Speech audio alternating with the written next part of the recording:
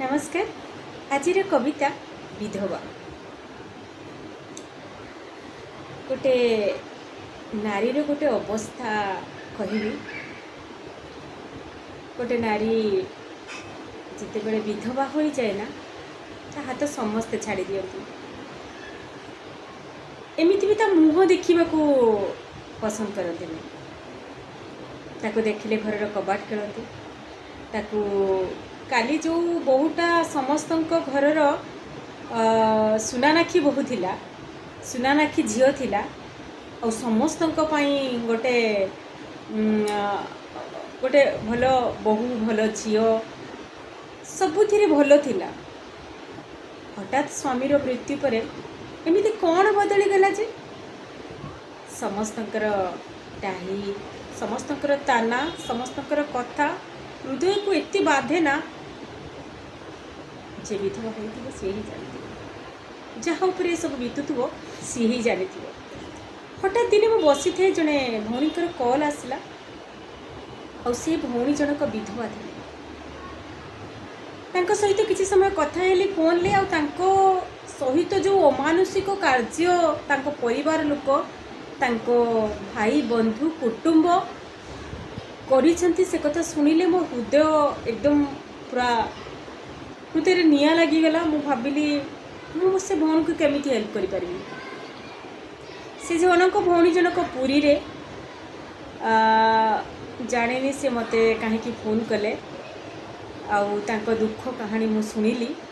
आ बहुत समय मु तांको संगे कथा हली। से तांको पाखरे भी से भी जड़े संतानहीन जननी। तांको पाखरे संतान संतति भी तांकर नाहांती। तांको हजबैंड 4-5 वर्ष है मृत्युवरण करिसेंती। कारण तांकर कथा तांकर कहानी शुणु शुणु मते लागिला मु गोटे कविता तो लेखी हो गला। हठात एते दुखर गोटे नारी उपरे बीतुवा अमानसिक भाव में कार्य करुवा ए समाज, ए परिवार, ए सांग साथी समस्त कदर्य व्यवहार को ना मो कलम आ कागज रे स्थान देली। गोटे कविता विधवा गोटे कविता लिखिली। चलतु आज से कविताटी पढ़ा। और मत लगुच आज आम जो 26 सेंचुरी आम बंचुंट आ गोटे नारी को गोटे विधवा को आम एमती कहवा मत लगुनि ठीक। आम गोटे नारीर किसी प्रॉब्लम हेले ना आमे तांको स्वावलंबी हवापाई आमे तांको हेल्प करवा ना कि आमे तांको आहुरी डिप्रेशन करिवारे हेल्प करवा। तांको ताना दबा, तांको आमे बहुत कथा कहवा। इवन भी से भौणी जनकर घर ना तांको हजबैंड कर भाई बंधु माने तांको जमे भी दौना, खाइबा को से पाउना, तांको पाखरे संतान नाहांती। से केमिति बंचुंट से भगवान ही जानी। मत लगुच से भौणी को न्याय दरकार। मु जानी तथापि मु गोटे कविता लिखी। और जो माने भी एमती प्रॉब्लम रे शिकार होउछंती तांको पई हमर हेल्प करबा निहाती आवश्यक। प्रथमे कविताटी पढ़िबा। विधवा। समाजर विडंबना किए बुझी पारे, समाजर विडंबना किए बुझी पारे, बंचाई दिएनी मते एई दुनिया रे।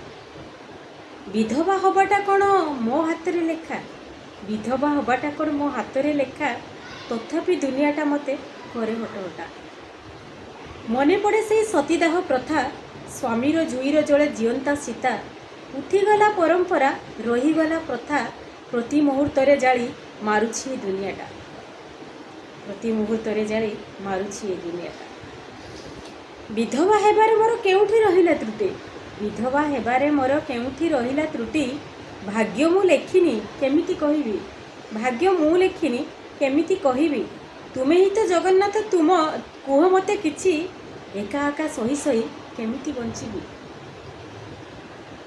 आज भी समाज मते करुछि रे घृणा, आज भी समाज मते करुछि रे घृणा, अंधविश्वास रे रही देउछि जंत्रणा, बंचिबी केमिति मु होई एका एका, मो पाई कि किछि नीति होई नहीं लिखा। दुनिया କରୁନି ମୋତେ ଏବେ ବି ନିଜର, ଦୁନିଆ କରୁନି ମୋତେ ଏବେ ବି ନିଜର, ମୁଁ ମୋ ମୁହଁ ଦେଖିଲେ ନୁହେଁ ଶୁଭକାର। କିଳନ୍ତି କବାଟ ମୋତେ ଦେଖିଲେ ରାସ୍ତାରେ, କିଳନ୍ତି କବାଟ ମୋତେ ଦେଖିଲେ ରାସ୍ତାରେ, କେମିତି ହୋଇବ ସମାଧାନ ଏ ସମସ୍ୟାର? ସ୍ୱାମୀ ମୃତ୍ୟୁ ପରେ ଏକ ବିଧବା ଜୀବନ କେମିତି ଜିଉଁଛି ମୁଁ ଥରେ ଦେଖ ଭଗବାନ। ମରି ମୁଁ ସାରିଛି ସ୍ୱାମୀ ସାଥେ ସେହି ଦିନ, ତଥାପି ଛୁରୀରେ କାଟେ ସମାଜ ମୋତେ ପ୍ରତିଦିନ। ମରି ମୁଁ ସାରିଛି ସ୍ୱାମୀ ସାଥେ ସେହି ଦିନ, ତଥାପି ଛୁରୀରେ କାଟେ ସମାଜ ମୋତେ ପ୍ରତିଦିନ। ଦେହ ଅଛି ଖାଲି ବାକି ନାହିଁ ମୋ ଜୀବନ, ଦେହ ଅଛି ଖାଲି ବାକି ନାହିଁ ମୋ ଜୀବନ, ମୋର କି ଦୋଷ ଥିଲା ଏତେ କପାଳ ଲିଖନ, ଦୁନିଆ ଦେଉଛି ଦୋଷ ଏ କେଉଁ ବନ୍ଧନ, ବିଧବାର ବଞ୍ଚିବାର ନାହିଁ କି ଜୀବନ, ବିଧବାର ବଞ୍ଚିବାର ନାହିଁ କି ଜୀବନ। ଗଣତନ୍ତ୍ର ରାଷ୍ଟ୍ରର ମୁଁ ଏକ ମାନବ, ଗଣତନ୍ତ୍ର ରାଷ୍ଟ୍ରର ମୁଁ ଏକ ମାନବ, ମୋ ପାଇଁ ଯୁଦ୍ଧ ଏଠି କିଏ ସେ ଲଢ଼ିବ, ଶିକ୍ଷା ଆଉ କୁସଂସ୍କାର କେବେ ଦୂରେଇବ, ନୂଆ ଏକ କିରଣର ଆଭାସ ମିଳିବ। ସଭିଏ ଜୀଇବେ ଏଠି ସ୍ୱାଧୀନର ସହ, ମିଳିବ ବଞ୍ଚିବାର ନୂଆ ଏକ ରାହା, କୋଟି କୋଟି ବିଧବାର ଏ ଅଗ୍ନି ପରୀକ୍ଷା, କେବେ ଯାଏ କରିବୁ ଆମେରେ ଅପେକ୍ଷା, କେବେ ଯାଏ କରିବୁ ଆମେରେ ଅପେକ୍ଷା। ଯଦି ମୋ କବିତା ଭଲ ଲାଗୁଥାଏ ଆପଣ ମୋତେ ସପୋର୍ଟ କରନ୍ତୁ।